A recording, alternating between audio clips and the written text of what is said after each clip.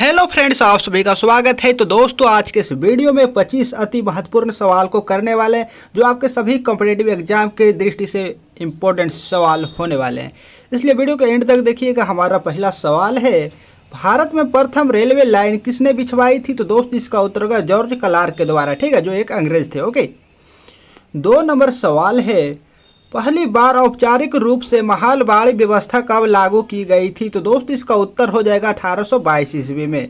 यहाँ समझिएगा कि महालबाड़ी व्यवस्था है क्या। तो महालबाड़ी व्यवस्था ईस्ट इंडिया कंपनी यानी कि अंग्रेजों के द्वारा सन 1822 में उत्तर प्रदेश, पंजाब, मध्य प्रदेश में लागू की गई भू राजस्व प्रणाली थी, ठीक है। यानी कि भू राजस्व कहने का मतलब कर वसूलने की एक प्रणाली थी जिसका नाम महालबाड़ी व्यवस्था दिया गया था। ओके, चलिए 3 नंबर सवाल है, अंग्रेजी शासन में कौन सा क्षेत्र अफीम उत्पादन के लिए प्रसिद्ध था? तो दोस्त इसका उत्तर हो जाएगा बिहार। 4 नंबर सवाल है, नील कृषकों की दुर्दशा पर लिखी गई पुस्तक नील दर्पण के लेखक कौन थे? इंपॉर्टेंट सवाल है। तो दोस्त इसका उत्तर हो जाएगा दीनबंधु मित्र। 5 नंबर सवाल है, वही 5 नंबर सवाल है, अंग्रेजों द्वारा प्रथम कहवा कहने का मतलब हुआ कॉफ़ी, ठीक है, कॉफ़ी का बागान कहाँ लगाए गए? तो दोस्त इसका उत्तर होगा वायनाड जनपद में, ठीक है, जो कि अंग्रेज द्वारा प्रथम कॉफ़ी का बागान लगाया गया था। ओके, 6 नंबर सवाल है, भारत में अंग्रेजों के समय प्रथम जनगणना किसके कार्यकाल में हुआ? तो दोस्त इसका उत्तर हो जाएगा लॉर्ड मेयो के कार्यकाल में, ठीक है, या एक अंग्रेजी अधिकारी थे। ओके, 7 नंबर सवाल है, भारत में भारतीयों द्वारा 1881 में स्थापित तथा उनके प्रबंध में चलने वाला सीमित देयता का प्रथम बैंक कौन सा था? तो दोस्त इसका उत्तर होगा अवध कॉमर्शियल बैंक, जो भारत का प्रथम बैंक था, जो कि 1881 में स्थापित किया गया था। ओके, 8 नंबर सवाल है, भारत में इस्पात को इंग्लिश में स्टील कहते हैं, ठीक है, का उत्पादन सर्वप्रथम कब शुरू हुआ? तो दोस्त इसका उत्तर हो जाएगा 1913 से, ठीक है। भारत में इस्पात का उत्पादन कब से शुरू हुआ था? तो 1913 से। ओके, 9 नंबर सवाल है, रेल विभाग के लिए पृथक रूप से रेल बजट कब आरंभ हुआ? तो दोस्त इसका उत्तर हो जाएगा 1924 से। 10 नंबर सवाल है, भारत का विकेंद्रीकरण का शुभारंभ किसके समय में हुआ? तो दोस्तों इसका उत्तर होगा लॉर्ड मेयो के समय में, ठीक है। इनका कार्यकाल कब से कब तक रहा भारत में? तो 1869 से 1872 तक, ठीक है। यहाँ समझिएगा विकेंद्रीकरण का अर्थ होता क्या है। तो विकेंद्रीकरण अथवा विकेंद्रीकरण कार्यों, शक्तियों, लोगों को या चीज़ों को केंद्रीय स्थान या प्राधिकारी से हटाकर पुनः विभाजित करने की प्रक्रिया को क्या कहते हैं? तो विकेंद्रीकरण कहते हैं, ठीक है, जो कि लॉर्ड मेयो के समय से मतलब शुभारंभ हो गया विकेंद्रीकरण करना, यानी कि जो जहाँ पर मतलब स्थापित था वहाँ से हटाकर दूसरे जगह स्थापित करने लगे थे, ठीक है, अंग्रेजों द्वारा। मनमानी मतलब होने लगा भारत में उस समय, क्या तो अंग्रेजों के गुलाब में हो गया था। ओके, 11 नंबर सवाल है, भारत और इंग्लैंड के आर्थिक हित प्रत्येक क्षेत्र में टकराते हैं, एक कथन किसका है? तो जवाहरलाल नेहरू का है, ठीक है, ध्यान रखिएगा, इंपॉर्टेंट सवाल है। 12 नंबर सवाल है, poverty and un British rule in India के लेखक कौन है? तो दोस्तों इसका उत्तर होगा दादा भाई नौरोजी, ठीक है, यह एक पुस्तक है poverty and un British rule in India, जिसका लेखक कौन है? तो दादा भाई नौरोजी है, इनका नाम सुने होंगे आप, ठीक है। ओके, 13 नंबर सवाल है, भारत में आधुनिक उद्योगों की स्थापना कब प्रारंभ हुई? तो दोस्तों इसका उत्तर होगा 1850 ईस्वी से। ओके,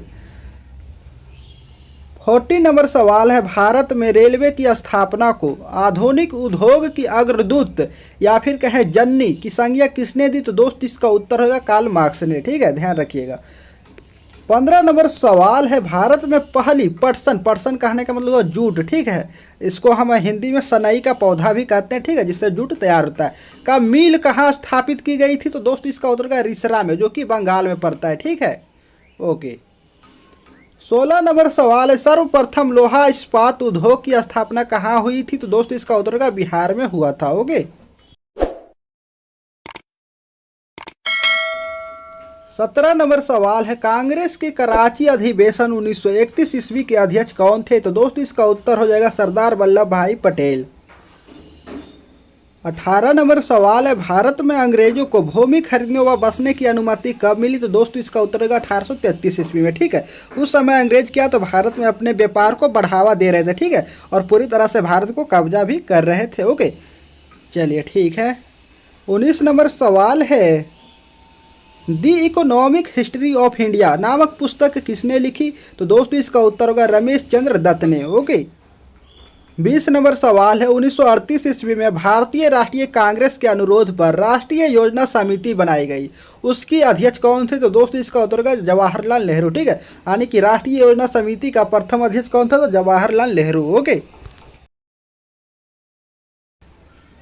21 नंबर सवाल है, किसके काल में सिंचाई आयोग का गठन हुआ था? तो दोस्तों इसका उत्तर है लॉर्ड कर्जन के काल में। ठीक है, यहाँ समझिएगा इनका कार्यकाल कब से कब तक रहा। तो लॉर्ड कर्जन का कार्यकाल 1859 से 1925 ईस्वी तक रहा था। ठीक है, इन्हें 1899 में, ध्यान रखिएगा, इन्हें यानी कि लॉर्ड कर्जन को 1899 में भारत का वायसराय नियुक्त किया गया था। ठीक है, इंपॉर्टेंट सवाल है, एग्जाम में पूछे जाते हैं। ओके, ध्यान रखिएगा, 1899 में क्या तो हाँ लॉर्ड कर्जन को भारत का वायसराय नियुक्त किया गया था। ओके, ठीक है।